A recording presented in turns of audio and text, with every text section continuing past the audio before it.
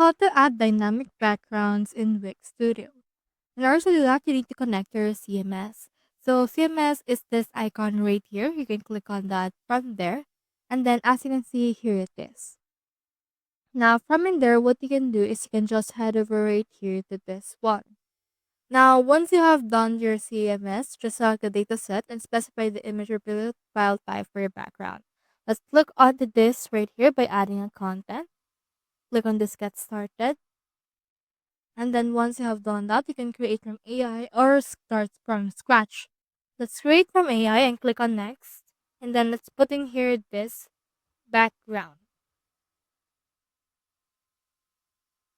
Now you can also add some details about the collection. So for example, let's put in here dynamic background. Click on next. And then this will generate collection fields. Now just wait for this right here and you can click on this create collection in order to create this collection creator. Now once this collection has been added, you can head over and select the dataset that you prefer to add for this one. Like for example, if you want to add this, you can head over and choose. We'll choose this one. And then you can head over and then add this by clicking on the more action. And you can add this as well. Now let's close this one and in here just click on this add a preset.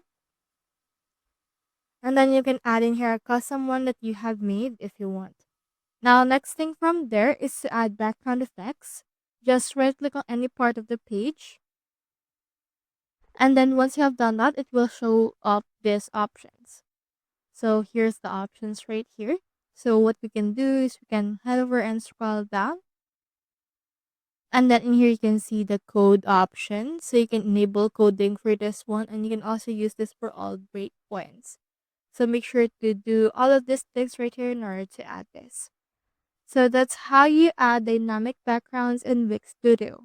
Hope we helped.